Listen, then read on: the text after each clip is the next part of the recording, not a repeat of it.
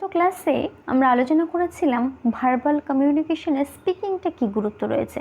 এই যে স্পিকিং, আমরা কথা বলার মাধ্যমে আমরা আমাদের অভিজ্ঞতা, আমরা আমাদের যে মনের ভাবটা প্রকাশ করতে পারছি, সেটা কিন্তু ভার্বাল কমিউনিকেশনের মধ্যে পড়ছে। আজকে আমরা আলোচনা করব difference between writing and spoken communication.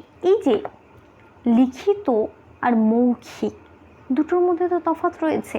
আমরা দেখো, প্রত্যেকেই আমরা যখন এক্সাম দিই, বিভিন্ন পরীক্ষার এক্সাম দিই, ক্লাস 10 হোক, 12 হোক বা 8 হোক, 7 হোক, সেক্ষেত্রে আমরা কিন্তু লিখিত আর মৌখিক এই ওয়ার্ডটা কিন্তু আমরা শুনে এসেছি।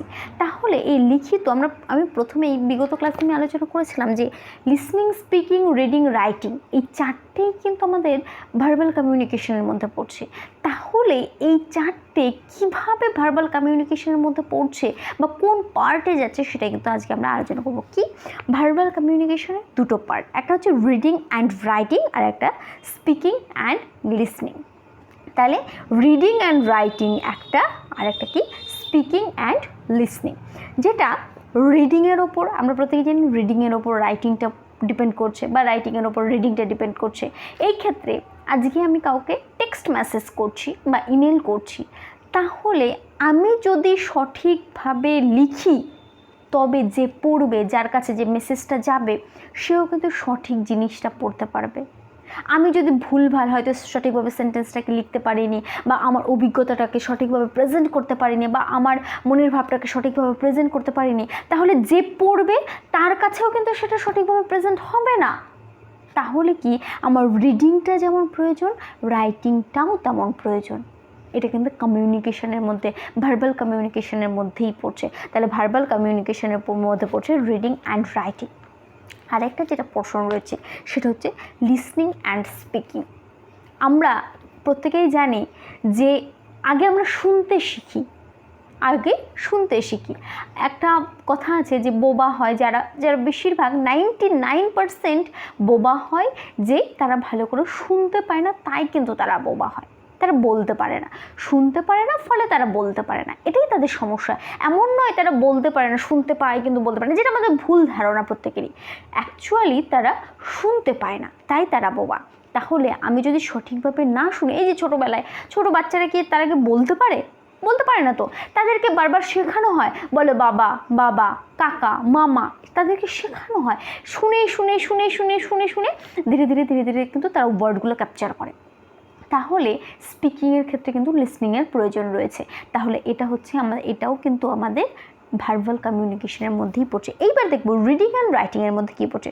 রিডিং অ্যান্ড রাইটিংয়ের মধ্যে পড়ছে বুকস পড়ছে, ম্যাগাজিন পড়ছে, নিউজ পেপার্স পড়ছে, অ্যাসাইনমেন্ট পড়ছে, এই যে বিভিন্ন বিষয়গুলো রয়েছে, বা জার্নালিস্ট পড়ছে, জার্নালস পড়ছে, যে এই যে বিভিন্ন সংবাদ মাধ্যম, সংবাদপত্র। একজন সাংবাদিক, তার কী কাজ?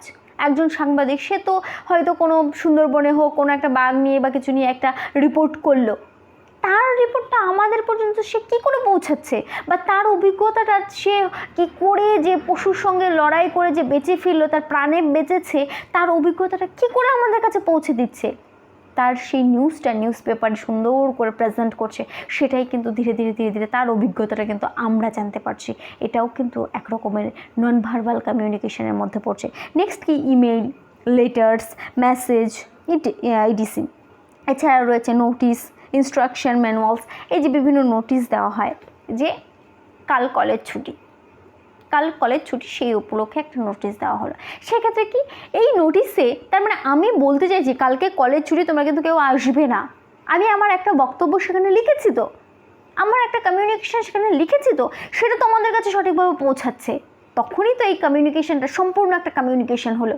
তাহলে এটাও কিন্তু ভার্বাল কমিউনিকেশনের মধ্যেই পড়ছে। এবার চলে আসবো speaking and listening. Speaking and লিসনিংয়ের মধ্যে কী পড়ছে? ফেস টু ফেস কনভারসেশন রয়েছে, উইথ ফ্রেন্ডস হোক, টিচার্স হোক, বা কলিগস হোক, যে কারোর সঙ্গে হতে পারে। ফোন কলস রয়েছে, ভিডিও কল রয়েছে, অনলাইন ক্লাস রয়েছে।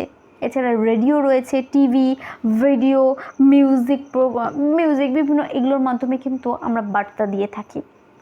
এই সমস্ত কমিউনিকেশনগুলোর মাধ্যমেই কিন্তু আমাদের কমিউনিকেশনটা সঠিকভাবে বা সাকসেসফুল একটা কমিউনিকেশনে রূপান্তরিত হয়। এবার দেখি the success of verbal communication depends on 3 main components. যে আমাদের ভার্বাল কমিউনিকেশনটা সাকসেসফুল হচ্ছে 3টে কম্পোনেন্টসের উপর ডিপেন্ড করছে। কি?